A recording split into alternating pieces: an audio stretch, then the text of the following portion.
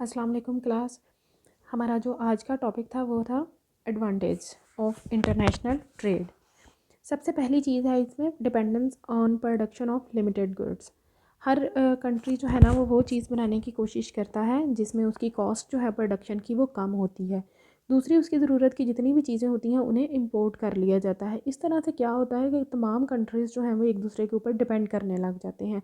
Some times ये dependence जो है ना वो थोड़ी ख़तरनाक हो जाती है, यानी कि पॉलिटिकल या नेशनल प्रॉब्लम्स की वजह से कुछ लेबर जो है ना वो अगर इंडस्ट्री में लो कॉस्ट पर चीज़ें प्रोड्यूस कर रहे हैं तो इंडस्ट्री में लेबर की शॉर्टेज हो जाती है अगर लेबर ही एक कंट्री से दूसरे कंट्री में मूव किया हो।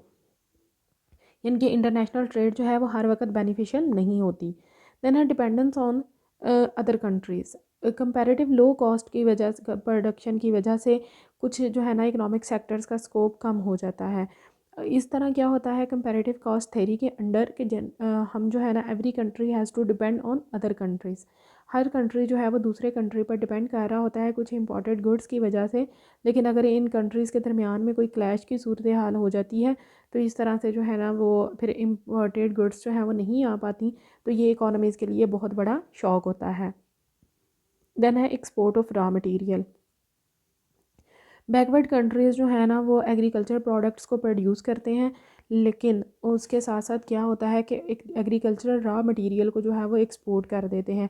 तो इस तरह से जो है वो इंडस्ट्रियल सेक्टर ज़्यादा डेवलप नहीं हो पाता इसका डेवलपिंग नेशंस का। देन है effect of inflation and deflation. तमाम दुनिया जो है ना वो इंटरनेशनल ट्रेड की वजह से एक ग्लोबल विलेज बन चुकी है। अगर किसी एक कंट्री में कुछ चेंजेस आती हैं तो वो तमाम इकॉनमी को इफ़ेक्ट करती हैं। ठीक है, यानी कि किसी एक इकॉनमी का इन्फ्लुएंस बाकी तमाम इकॉनमीज़ पर नज़र आता है। फॉर एग्जांपल जैसे कि 1930 में जो है ना वो अमेरिका में क्राइसिस स्टार्ट हुए थे, लेकिन फिर उसने पूरी दुनिया को अपनी लपेट में ले लिया था। And furthermore when the organization of petroleum exporting countries यानी कि ओपेक जो है उनमें जब ऑयल की प्राइसेस रेज़ होती हैं तो पूरी दुनिया में ऑयल की प्राइसेस जो हैं वो रेज़ हो जाती हैं। Disadvantage of specialization. International trade की वजह से कुछ चीज़ों की प्रोडक्शन में हर कंट्री स्पेशलाइज कर लेता है, यानी कि जहाँ पर उसकी कंपैरेटिव कॉस्ट जो है वो कम होती है उन चीज़ों की प्रोडक्शन में कंट्री जो है वो स्पेशलाइजेशन इख्तियार कर लेता है। If some other countries also start production these goods at low cost. अगर जो है ना कुछ और कंट्रीज़ लो कॉस्ट पर अपनी प्रोडक्शन स्टार्ट कर लेते हैं और या फिर उनके सब्सिट्यूट जो है चीज़ों के डिस्कवर कर लेते हैं तो इस तरह जो है ना वो स्पेशलाइजेशन हमें इकोनॉमी को नुकसान पहुंचाती है। Scarcity of raw material. Producer जो हैं वो कंट्रीज़ के वो कुछ रॉ मटेरियल को एक्सपोर्ट करते हैं और वो लॉस में रहते हैं। The foreign countries buy their raw material by paying high prices. कुछ फॉरेन कंट्रीज़ जो हैं वो रॉ मटेरियल हाई प्राइसेस पे करके ख़रीदते हैं। Raw material for for the native industries remain less than their need, so their industrial sector cannot develop. Then a loss of backward countries. Backward countries में जो है ना वो यूजुअली रॉ मटेरियल जो है वो एक्सपोर्ट किया जाता है, बट मैन्युफैक्चर्ड गुड्स यानी कि फ़ाइनल गुड्स जो है वो इंपोर्ट की जाती हैं। रॉ मटेरियल की प्राइस कम होती है जबकि मैन्युफैक्चर्ड गुड्स की प्राइस हाई होती है, तो इस वजह से बैकवर्ड कंट्रीज़ जो हैं वो लॉस में रहते हैं। देन है monopoly on international market. Advance country क्या करते हैं कि वो चीज़ें ज़्यादा अच्छी प्रोड्यूस करते हैं, उनकी क्वालिटी भी अच्छी होती है, दूसरा वो चीज़ों में स्पेशलाइज्ड होते हैं, तो जो है वो इंटरनेशनल डेवलप कंट्रीज़ जो हैं वो अपनी मोनोपलीज कायम कर लेते हैं। In order to capture these markets sometimes rivalries create between some countries and it results in war. क्या होता है कि बाज़ जो है ना वो मार्केट कैप्चर करने के चक्करों में कुछ कंट्रीज़ एक दूसरे के दुश्मन बन जाते हैं और यही दुश्मनी बाद में जो है ना वो जंग का सबब बनती है। Supply of goods injurious to health.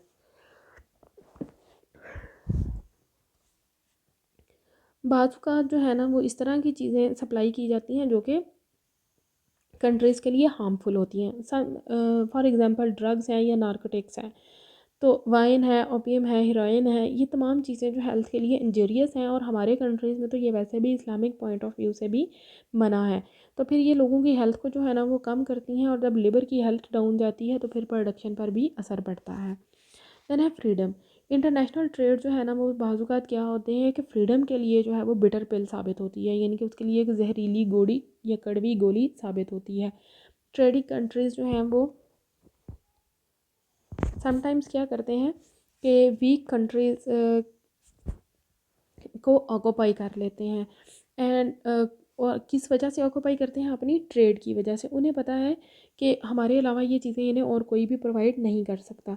English came to India under the garb of trade, यानी कि इंग्लैंड के जो लोग थे, इंग्लिस्तान जो था वो यहाँ पर हिंदुस्तान में या बरे सगीर में किस तरह से आए थे? वो ट्रेड यानी कि तजारत की खातिर ही आए थे और बाद में उन्होंने इस पर कब्ज़ा कर लिया था। देन है classical theory of international trade. Classical theory जो है ना इसमें दो थेरीज ऐड होती हैं। नंबर वन है Adam Smith's theory of absolute advantage and the second one is the Ricardo theory of comparative cost और द कंपैरेटिव एडवांटेज। हम इन थेरीज़ को जो है ना वो वन बाय वन डिस्कस करेंगे according to the classical economist.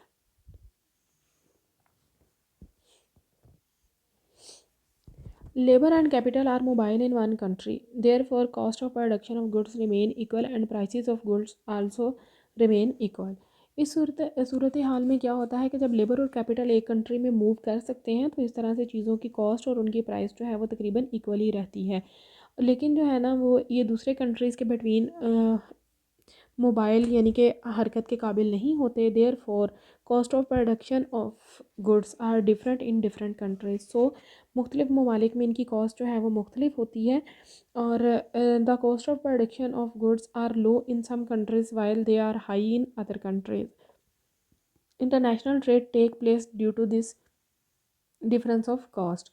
इस जो है ना वो कॉस्ट के डिफरेंस की वजह से इंटरनेशनल ट्रेड जो है ना वो एग्जिस्ट करती है।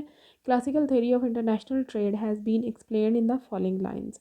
इनके classical economist have explained their theory by the model of two countries and two goods. Classical economist ने अपनी थ्योरी को जो है ना वो सिंप्लीफाई किया था और हम ये कहते हैं दो कंट्रीज़ हैं लाइक ए एंड बी और वो दो ही चीज़ें प्रोड्यूस कर रहे हैं, for example X and Y.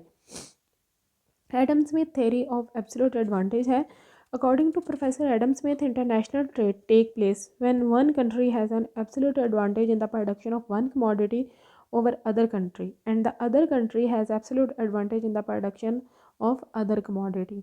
कि दो कंट्रीज़ हैं ए एंड बी और वो दो चीज़ें प्रोड्यूस कर रहे हैं। A country for example x good produce कर रहा है वाइल बी कंट्री जो है वो वाई गुड प्रोड्यूस कर रहा है। तो इस सूरत हाल में क्या होगा कि हर वो कंट्री जो है ना जो चीज़ प्रोड्यूस कर रहा है उसमें उसे एब्सोल्यूट एडवांटेज होगा दूसरे कंट्री की निस्बत। यानी कि हर कंट्री वो गुड प्रोड्यूस करेगा जिसमें उसे एब्सोल्यूट एडवांटेज है, जबकि दूसरी चीज़ की भी उसे ज़रूरत है वो चीज़ वो इम्पोर्ट करेगा। In this way trade will take place on the basis of the absolute advantage. Explanation है for example before international trade जो है क्या है, पाकिस्तान और अमेरिका दो कंट्री हैं। Units of labour per day ये दोनों दो दो यूज़ कर रहे हैं। प्रोडक्शन कितनी है? कॉटन एंड शुगर दो गुड्स प्रोड्यूस हो रही हैं पाकिस्तान में दो लेबर यूज़ करके 10 कॉटन के यूनिट प्रोड्यूस हो रहे हैं जबकि 5 शुगर के। और अमेरिका क्या कर रहा है, 2 यूनिट लेबर के यूज़ करके वो 5 कॉटन यूज़ कर रहा है जबकि 10 वो शुगर यूज़ कर रहा है। टोटल प्रोडक्शन दोनों की कितनी है? 15-15 है। ठीक है, इसलिए हम कह सकते हैं इस टेबल के अकॉर्डिंग कि पाकिस्तान को जो है ना वो कॉटन में एब्सोल्यूट एडवांटेज है जबकि अमेरिका को जो है ना वो शुगर में एब्सोल्यूट एडवांटेज हासिल है। ठीक है, तो before international trade both countries जो है ना वो 15-15 दोनों कमोडिटीज़ जो हैं वो प्रोड्यूस कर रहे हैं। उस सूरत हाल में क्या होगा, इन this way Pakistan has the absolute advantage over America in producing the cotton but America has absolute advantage over Pakistan in producing the sugar. After international trade Pakistan will produce only cotton and America will produce only sugar. जब trade take place करेगी उस वक्त क्या होगा, दोनों के 4-4 unit है। पाकिस्तान क्या करेगा, अपने 4 यूनिट लेबर के लगाएगा, ठीक है, 10 कॉटन पैदा करेगा और दूसरे जो 2 यूनिट है वो शुगर प्रोड्यूस कर रहा था उससे भी वो 10 कॉटन ही प्रोड्यूस कर देगा। अमेरिका क्या करेगा, वो भी अपने चारों के चारों यूनिट प्रोड्यूस लगाएगा, यानी कि 2 कॉटन वाले 2 शुगर वाले। उससे क्या होगा कि वो 10 यूनिट शुगर के और 10 ही जो है वो फिर से शुगर के ही प्रोड्यूस करेगा। इनके 20 यूनिट्स जो है ना वो दोनों कंट्रीज प्रोड्यूस करेंगे। मसलन अमेरिका पाकिस्तान जो है वो 20 यूनिट कॉटन के और अमेरिका जो है वो 20 यूनिट शुगर के प्रोड्यूस करेगा। अब क्या है कि पाकिस्तान में जो शुगर की डिमांड है वो है 5। अमेरिका क्या करेगा, अपने लिए 10 यूनिट रख लेगा, बाकी जो है ना वो 10 वो इम्पोर्ट कर देगा। अब पाकिस्तान क्या करेगा, वो कॉटन अपने पास अपनी 10 ज़रूरत की रख देगा, बाकी जो है ना वो इम्पोर्ट कर देगा। In this way total production has increase due to international trade. आप देखें कि पहले दोनों 15 यूनिट प्रोड्यूस कर रहे थे, वाइल इंटरनेशनल ट्रेड में दोनों 20 यूनिट्स प्रोड्यूस कर रहे हैं। Before foreign trade 1 month sugar was exchanged with 2 months cotton in Pakistan, while America has 1 month cotton was exchanged with the 2 months sugar in foreign trade। Trade जब आ जाती है तो पाकिस्तान क्या करता है, कॉटन के 1 यूनिट के बदले में शुगर का 1 यूनिट ही एक्सचेंज करता है। ये था आपका आज का टॉपिक, और काइंडली आप ज़रा इसे अच्छी तरह से पढ़िएगा। आपको इसीलिए कंपैरेटिव कॉस्ट थ्योरी आज नहीं पढ़ा रही, वो कल पढ़ाऊँगी ताकि आपको अच्छी तरह से समझ आ सके। ओके बच्चों, थैंक यू एंड अल्लाह हाफिज़।